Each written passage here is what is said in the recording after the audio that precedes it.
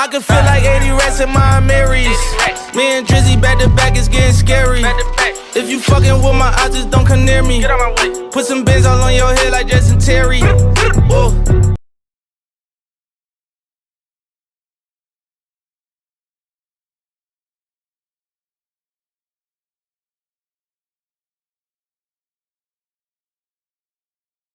Let's get it, brethren. You already know the Faison You podcast back again with another amazing episode, man. Episode 229. Like I said, we getting I never know what episode closer and closer, man. Closer and closer, man.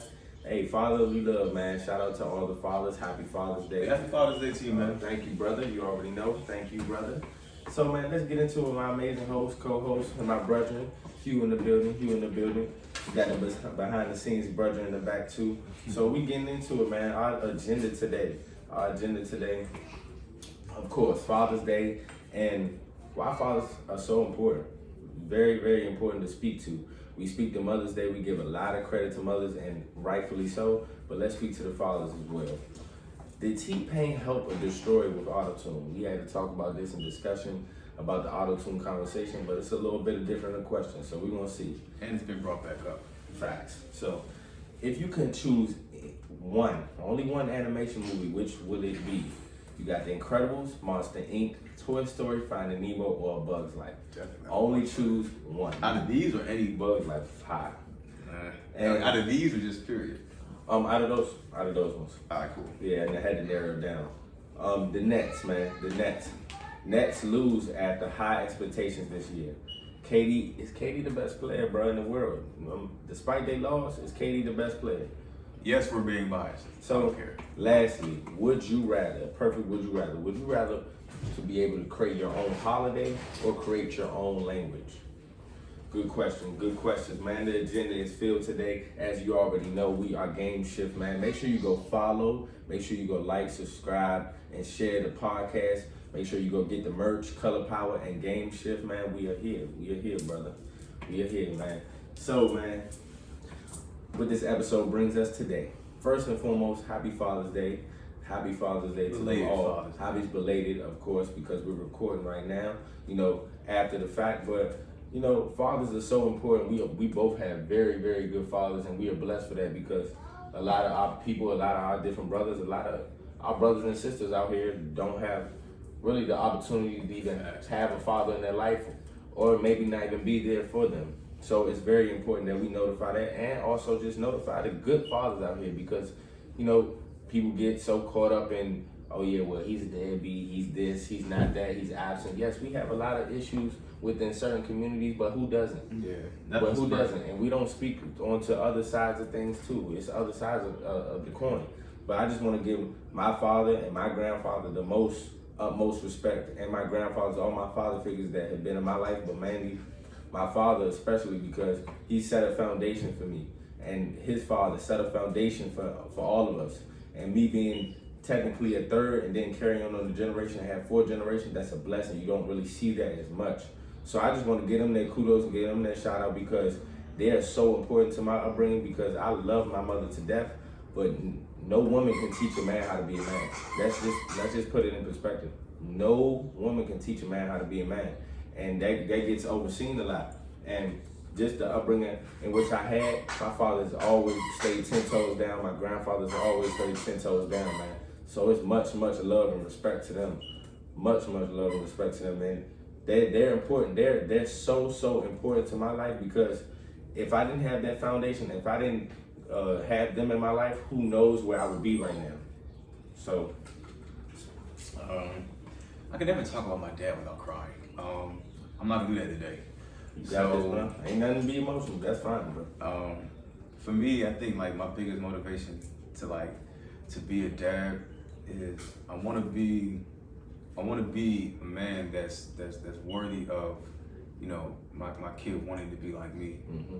That's what my dad's always been for me. Mm-hmm. I've always said if I could just be half the man he is, I could die happy. If I could just Lord, just give me. If I could be half the man he is, I would be very happy.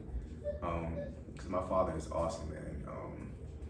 And I think about You know, I think about the song New Day by Ye and Jay and how they talk about the type of dads they want to be. And I think, you know, Oprah talked to him about, you know, what was it like when he walked out. He was like, man, for me, it was like Superman left the building. And I just think about all the different times that when I needed him, my father got into the phone booth, spun around and took off and put on his suit. When I needed him the most, he became my Superman. For sure, same here. He's just that type of guy. Whether it's 3 in the morning or blistering cold, like if his family needs him, he's there. Like, and you know, just the morals and the ethics that he's instilled in me, and he's just everything I've always wanted to be. And I think that's the goal that every father wants. You know, they want to be someone that their son wants to be like. Because you know, sons want to be like their dads. They want to be like their dad. If their dad is someone worthy of being, they want to be that desperately. Absolutely. I remember one story. It was I was in 4th grade. It was after school. My mother worked at the school, and she was still working. I didn't go home on the bus. I went out to shoot on the basketball court outside of my school, and these high school kids, they went to Duval, which was next to my school. They went out there. They were on the court, and they didn't want me on the court, and they jumped me. And it wasn't like they didn't like beat me up. They like 2 of them hit me, and I just ate it because I knew if I tried to swing it back, they would beat me up. And so I just ate it, and they left. Like these are high school boys picking on like I'm 12. I'm like not even 12, I'm like 11 at the time, like 10. And so when they left, I went back inside, and I started crying as soon as they left. I was trying to tough it out, and told my mother what happened. My mother called my father, and my father came all the way from home. He came down to the school. He brought me in the car. We went looking for those boys, and we found them across the street at the parking lot. And he got out of the car. He was like, "Yo, what's up, fellas?" They took off running. Like they took off running when they seen him, and we went over to the apartment looking for him. He probably wanted me to fight him, which was cool. But it's the fact that he stopped his whole day, came down to deal with that. And when they saw him, they took off running. They didn't want any parts of that. That's something I always remember about my dad. Like it didn't matter. Like somebody picked on his boy, he was gonna deal with it the best way he knew how. So yeah, shout out to my dad, man. He's somebody I always want to be like to this day. Absolutely. And it's just like, just speaking to that point, it's the little things. It's the little things that matter. And just like you said that, I love the sparkle I see in my son's eyes when he looks and sees upon me. He wants to be just like me. And it's so crazy that I look at my father and my grandfather. I'm like, man, this was just me. And especially my son looked just like me, but it was literally just me. And he molded me for this moment.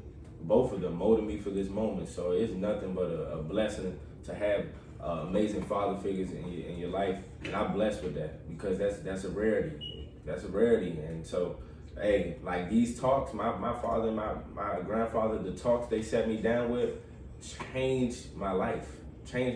Because even though we go to school, we go to college, certain things in life you cannot be taught in school. You can't. It's all about your foundation, your upbringing, your principles, your morals. And that's what I stand on. I stand on principles and morals, point blank, period.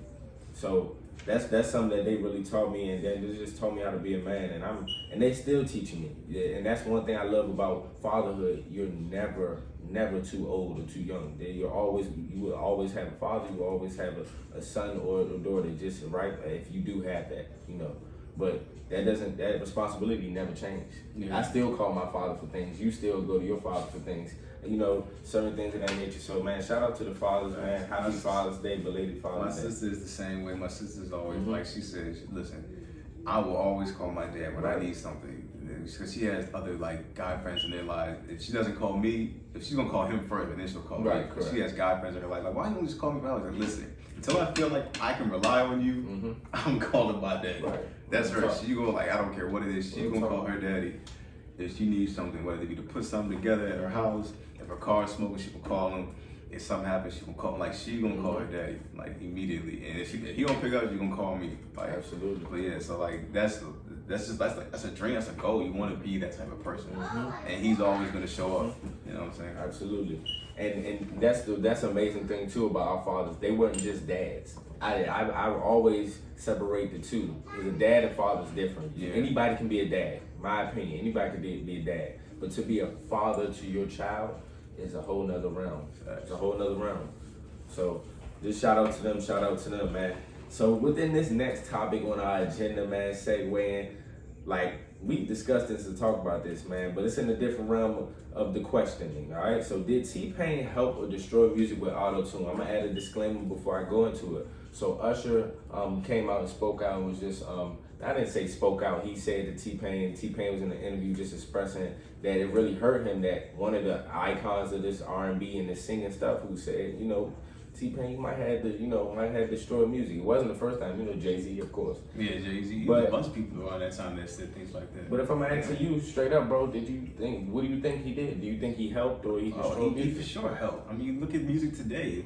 Like, I feel like if you use Autotune today, T-Pain is your dad. Correct. Honestly, that's how I feel. Like, and 90% of music, especially in rap today, is Autotune based. And the reason why I will always, first of all, let me just speak to the story real quick, because it's like I already because T-Pain already said that Usher said it to him, but I didn't know the context. He said Usher had the stewardess wake him up from his sleep. I said, then you woke that man up and tell him that? That's evil. That's evil. Like, you didn't have to wake him and tell him that. Like, but it wasn't just Usher. It was Usher. Jay-Z had the song. There was Time Magazine did an article back then that said one of the worst things that happened to music was the Autotune. And so it's like, for me, like, the reason, one of the reasons why I feel like T-Pain is to go to Autotune is because he took on that abuse so that people could get praised for it today. You know what I'm saying? When you think about people like Kanye and Wayne and Future, and like, you didn't have to suffer that abuse. You were immediately accepted and you were thought of as okay with Autotune because this guy took all the ridicule. He took on Usher, he took on Time Magazine, he took on Jay-Z, he took on all of that. And he continued, and so like you look at music today, that's what it's based on. Yeah, he's evolved. T-Pain is a cultural icon. Like, he changed the culture. He changed the way we make music, the way we listen to it. It's just. And to your point, bro. Like the fact that the matter, he took all the butt of the blame, and a lot of the people that created Autotune did songs with the people that ridiculed him. You know what I'm saying? Even to Futures with Jay-Z. Yeah. You know what I'm saying? Even to Usher been a whole song. Usher was, I'm say, you know what I'm saying? It's a lot of things. And we love all these people, but it's just it's just being real. It's just the fact that the matter is, and what you spoke to a long time ago, it's just respecting T-Pain, because he really is an icon. He gets overseen a lot, and he's not just an Autotune artist. If you haven't heard T-Pain actually sing, he can actually sing. He can actually rap. But like you just said, I totally agree with that. He helped more than hurt music, because at a point in time, just like everything, just like if you go from the 80s to now, it wasn't profound when rap first came out. What is this? Yeah. What is this? Now, so every evolution of time, and then you had gangster rap. They like, what is this? And then everybody get into it. So it's just like each generation of music, each decade, it presented something new. Yeah. So with being presented something new doesn't mean that it's not considered rap or just what hip hop is. That's what hip hop is, bro. It's an elevation of time. But Autotune didn't even just affect hip hop. Autotune has found a place in R&B as well. Sure. You got people who like Chris Brown who do a really good job with Autotune. Correct. Drake has sounded great with Autotune. I mean, obviously T-Pain. I feel like then you got Rihanna. The two GOATs, like, who really took it over. Yeah, I think Rihanna's done some Kanye and Wayne. Yeah, Kanye and Wayne. Like Autotune has bled into other musical spaces, not just hip hop. So it's just like, if you don't, all the people were wrong. Jay-Z was wrong. Yeah. All the people Everybody were wrong. Everyone who said that back then, they were wrong. They were wrong. And they'll tell you that today, I'm sure of it. But yeah, I think the reason this came up is because he recently brought it up on this new interview he's doing with Netflix. He talked about like how it led him to depression and things like that. And I was like, man, like the part that really bugged me was the fact that he woke me up. Like, if you wake me up and tell me stuff like that, I'm gonna be tight. He was on a media run for that. Cause I was just about to say, T-Pain. It was a clip, it was an interview clip. I think it's called like Pop Star Starter. He's been on the media. He's been in the media a lot lately. And he has his own podcast too. So shout out to T-Pain. I just want to give him his respect totally. And man, T-Pain is a legend. He's a legend. And within the Autotune conversation, that like you had people that really went crazy with it. Kanye and Wayne went to another space with it, but it's like, dang, you kind of belittle the man who really set the pavement for him, because when they say Autotune was dead, I recall Lil Wayne making those ceilings, and you know what I'm saying, DOA, that the Autotune, and went I remember stupid. Kanye West made an entire Exactly. Autotune-based album. Exactly. With T-Pain's help. With one of his greatest albums. Yeah, like, 808 Heartbreaks is my It's a favorite. classic album. It's one of the My greatest favorite albums. Kanye album. And to answer Twisted Dark Fantasy had Autotune in it as well. So it's like, you know, he sat and paved the way for all these artists to really just float. And we ain't even talk about the ones who just came out. They very creative. They are one of the best groups, Migos.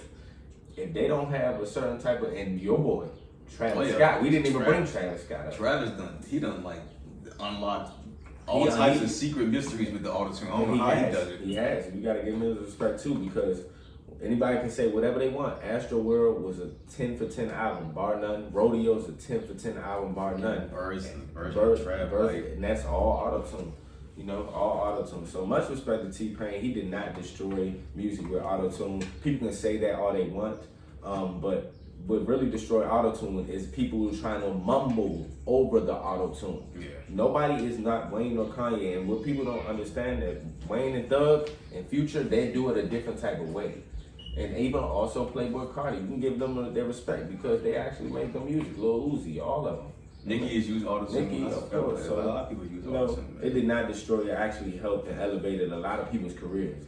And I'm glad T-Pain got to do a versus because he was able to get his flowers before he died. That was one of my favorite verses. That was and honestly, I think he should do it again because that was slept on versus. Because versus wasn't.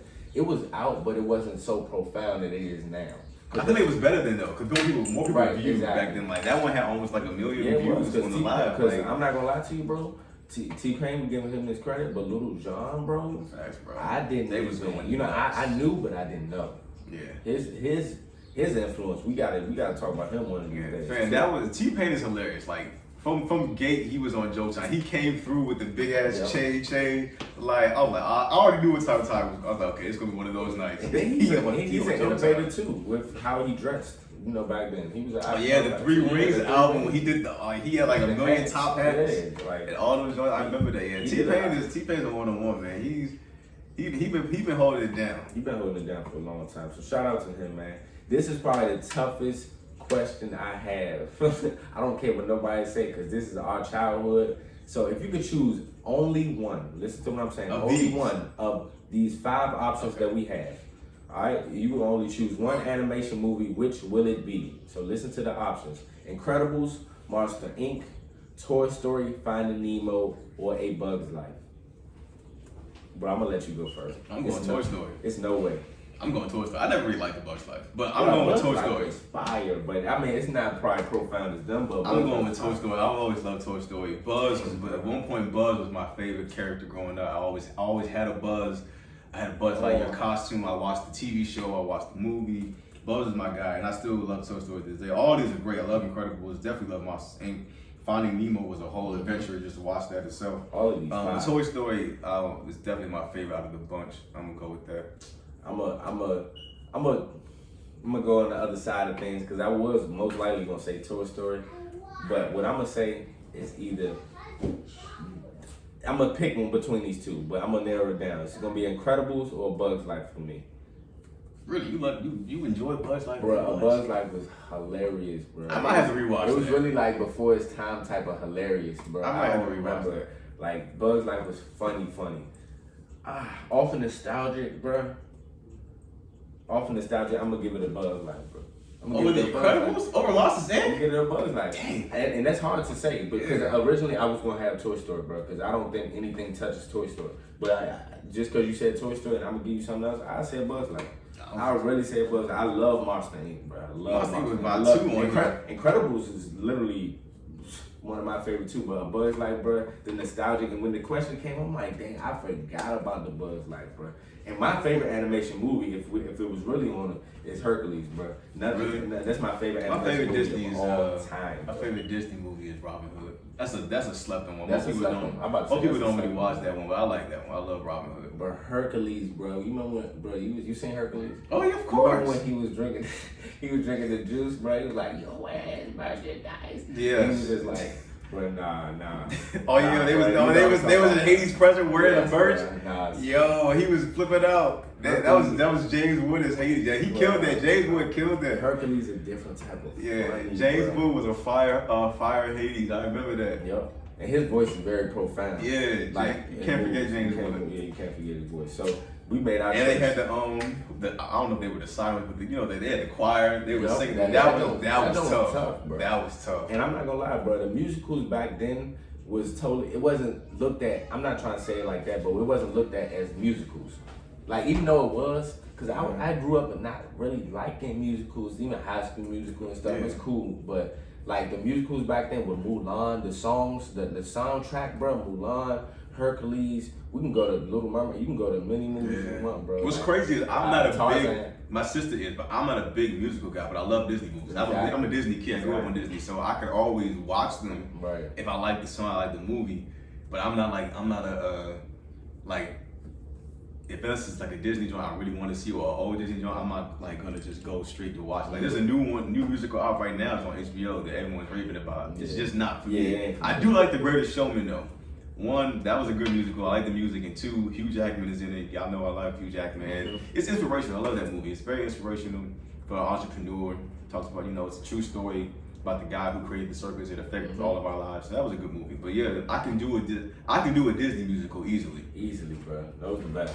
All right, so now let's get into it. None of these are musicals. Let's get into it. You said none of them musicals? Yeah, none of them are none musicals. Nah, Bugs likes a little bit, but none of them are really musicals. Bruh, let's get into it. The Nets. Nets lose at the high expectations this year, bro. I lost some money, so I'm tight. So look here. Injuries. KD the best player in the world, bro. Yes, bro. Right now, if we're being biased to win the DMV, so what? It doesn't matter. Like KD is the best, bro. The best player in the world right now. And let's put this out on the table because we done heard a lot of conversations and being critical about LeBron and if he was down 0-2, what we would say to him. Let's keep it a bean. Let's keep it a stack. Regardless of anything, we know what LeBron talent is. We know what KD talent. We know what all these superstars. We look at them in a high regard. But also, KD has not gotten slack. He's gotten slack all his career. So I don't think that's a good conversation to bring up when we talk about, let's play it on, put it on both on the playing field. It's been times LeBron has lost in the series and had amazing. We don't say he's not the best player. He's still the best player in the world. His stats show. No matter if he lost or not. When he lost to the 2017 Warriors, he was averaging almost 40, 50. Yeah, so let's give, all I'm saying is let's give KD credit, right, in general, because he's just an amazing player on the same type of level as LeBron. LeBron may have done more, but also what KD has shown, that's why we saying he's the best player in the world right now. He's shown he can do multiple things and actually carry a team. Because James was playing on one leg, Kyrie was out, Joe Harris acted like he couldn't see the rim. Jeff Green had one amazing game, shout out to Jeffy, DMV too, but after that he didn't do nothing either.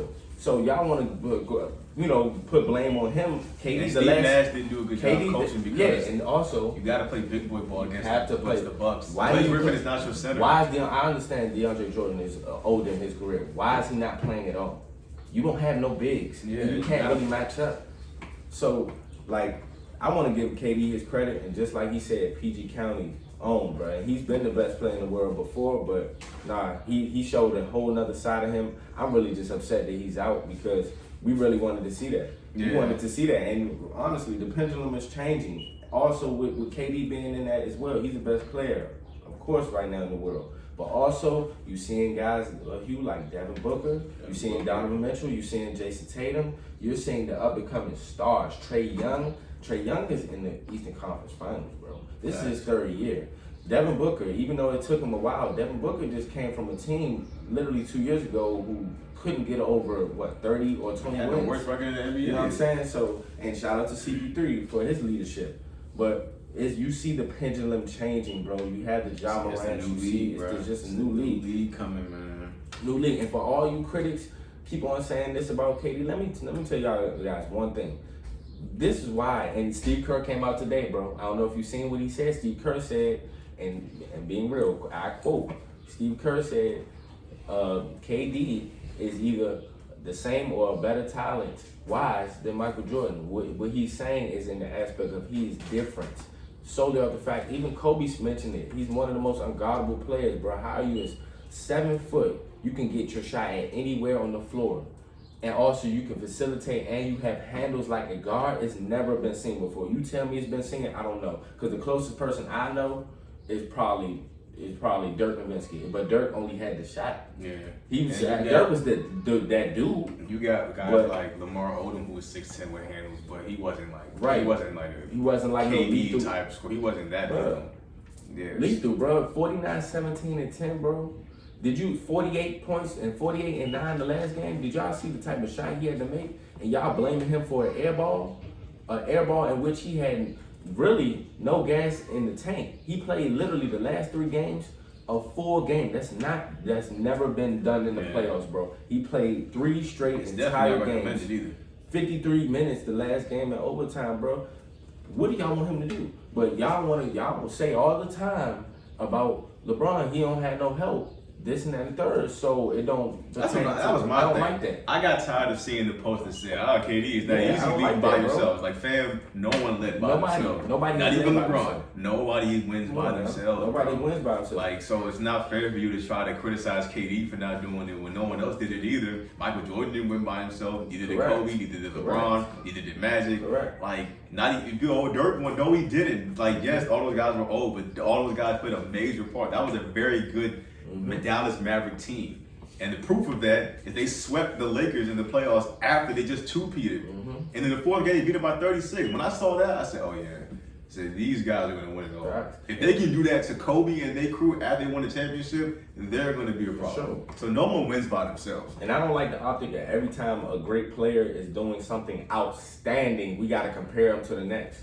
Yeah, let the moment live, bro. Like just like when we seen, remember Dame hitting those almost half court shots. Oh, he's not better than that or that. We not trying to compare the two. Just say he's just marvel at what you're saying. Right, marvel at what you're saying. Like LeBron's name does not have to be brought up all the time. I know we did today, but it had to go with the example we're trying to bring up. But like you don't have to bring up LeBron all the time. Like if you want to talk about KD, talk about KD. But you don't have to bring up LeBron. Like even freaking Skip Bayless the other day. Or you talk about Paul George yesterday. He was saying he was like, I guess Paul George had the LeBron the last week. I was like, why do you have to do that? He's not even in the playoffs. Why do you have to bring that up? Leave him alone, bro. Like yes, he missed and he shouldn't have missed. But you don't even have to bring up that man's name. And that's how the hate on LeBron is just like, fam. It's like. You don't always have to talk about him. He's not even in the playoffs right now. And also, that's what people have to really understand. The magnitude of how hard it is to even score in the NBA.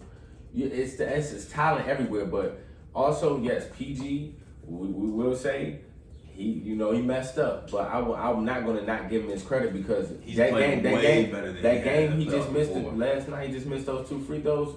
Yeah, it cost him the game, but also he had 11 straight points. Would they even be in the game? Yeah. People don't talk about that.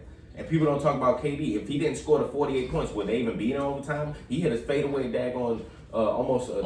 Oh my gosh. If his feet weren't so big, that would have been 3 points. Inches away from a 3, bro. That could have probably been one of the greatest playoff shots we ever seen. So, you know what I'm saying? Let's respect greatness when we see greatness. Yeah, man, you gotta enjoy greatness while it's here, man.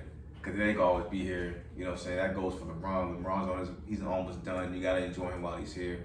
I know for a fact I was extremely sad to see Kobe go. Yep, extremely sad. Like to this day, it doesn't even seem real that one, he's not on this earth, but 2, when he wasn't playing, it just didn't seem real that I'm watching basketball without Kobe Bryant in the league. I remember, my mother stopped watching basketball when Michael Jordan was done. She hasn't watched basketball since. That's just how amazing he was to her. And if we're being honest, bro, I'm saying overall, I'm not even talking about generation. Overall, bro, when you talk about basketball, yes, you see Michael Jordan, you see Kobe, LeBron, okay, of course. But what you talking about, what really basketball entails, the IQ, the drive, the work ethic, nobody has done. I don't care, not Michael or LeBron. Nobody has done it like Kobe. I don't care what nobody sits here and says. Even Michael Jordan has said, who has the toughest work ethic. You got a 19-year-old phenom who came in the league challenging the greatest player of all time. And he actually went a mano-a-mano with Jordan dang on there in his prime, bro. Yeah. You know what I'm saying? In 95 and 96, scoring 35 points on the self-proclaimed GOAT. He's the GOAT before everything. You know what I'm saying? So to all their greatness, bro, just saying all in all, bro, we gotta respect their greatness and enjoy it while it's here, bro. Cause that's 20 years went by fast, bro. Kobe, bro, that hit different when he retired. Hit different. And he, guess what? He walked off that court and he scored 60, bro. I don't even know what people even talk about. Mention his name. So, but lastly, brother, that was a good one. Lastly, would you rather be able to create your own holiday or create your own language? Holiday. I feel like a language has to. That's more work than I want to do. We do that now. We do, but I feel like with the language, it's just more things have to be in place for what things mean and stuff like that. Right. But with a holiday, if I can create a holiday where people can get off and I can make it whether it be paid or not paid, that would be lit. Yeah, I would probably declare like hip hop's birthday a holiday just because I love hip hop so much and I feel like it's influenced this country to the highest of magnitude. I feel like it should be a day off. That would be me for sure. If I could just think right now what holiday I would make, I would do that. Yeah, I would. That's a good one. I would choose a holiday too. I was only laughing because in PG, DMV area, just like everywhere, they have basically on their own slang and how they talk and things like that. We have accents, little do we know. So I would create my own holiday. I don't know what that holiday would be, but something that would, impact everybody for sure. I want to do something that would actually impact everybody. Actually, something would be good for everybody. So I would say create my own holiday. You guys comment below on what you guys would put. Because creating your own language would be dope too. It would be dope too. Creating your own language would be fun. Because people would not be, like I'm being honest, it'd be so funny because that's why I always want to learn another language because like when people speak a different language around me, I just be like, bro, you know what I'm saying? And that's the sickening part is when you've been around people and they like purposely speaking another language in front of you. Oh, you already like, you know what I'm saying? They getting annoyed. I just like, nah. I used to, that was me in middle school because I went to Robert Garden and we shared a school with a French immersion school. Mm-hmm. And so, you'd be talking to the French immersion kids and then all of a sudden they just start speaking French to one another and you'd be looking like what? Like, yo, why can't you say it in English? You be just talking. Absolutely, man. Absolutely. As you know, another great podcast of the Faison View. You already know, man. Make sure you guys tune in every Thursday, 5 p.m. Please like.